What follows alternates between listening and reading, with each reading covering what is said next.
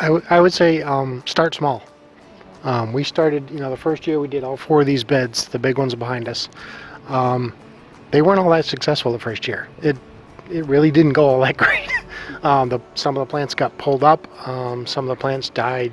Some of them just never came up at all. Had we stuck to one or two, we'd have probably paid more attention to them and learned a few things. By the second year, it was a little better, and then this year you can see it's absolutely crazy. It's a jungle here. Um, so, if you're just starting up and you only have a couple of people, start with one small bed.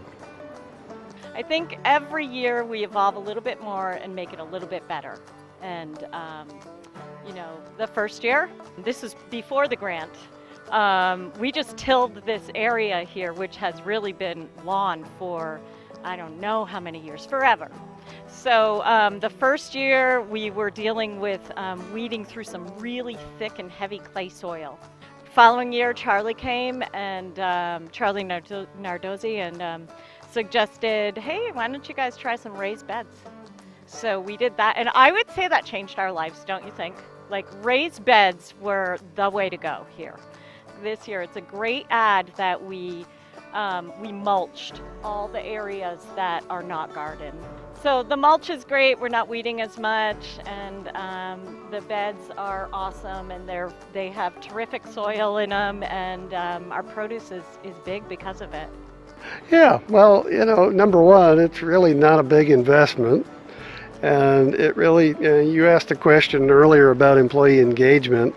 I mean, one of the things that really helps keep people here is that they're able to take charge, take responsibility for something like this, run with it. And all we have to really do as the people in charge of the money is say, yeah, go for it, and then get out of the way. I like to get my hands dirty, so I like to come down, shovel dirt, and help with the weeding sometimes, help with the gardening, but for the most part, everybody pitches in. It's a real team effort, and anything you can do as a human resource person to encourage team building like that, this garden is one of the easiest things you'll ever do. I think one other piece of advice that I'd offer, and I think you just heard about it a little bit, which is that when identifying the people to take the leadership on your project, gardening ability, skill, and experience is important, but probably what's most important is identifying the people who can be great coaches, be great ambassadors, be great cheerleaders, who can pull other people together with them to move this forward. I think in organizations and companies that might be less related to any particular title, or less related to any particular role or job description. It's just finding the right people within your organization to do the job. And I think with the right people, you have great outcomes, you get great results.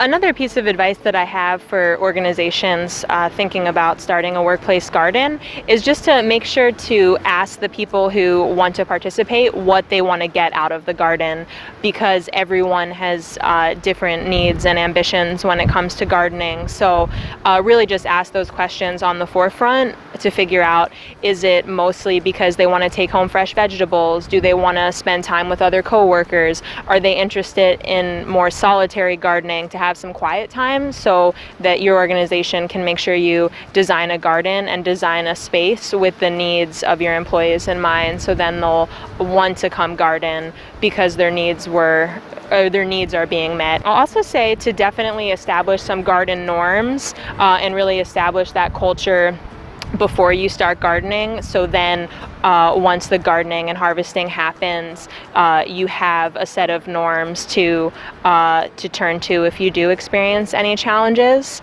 And the last piece of advice I'll give is just you don't have to be a perfect gardener. You don't have to be a master gardener. Your garden doesn't need to be free of weeds all the time. And sometimes you might get busy and forget to prune the tomatoes, and that's okay. If people are outside being well and enjoying each other's company and enjoying the garden, then your garden is a success.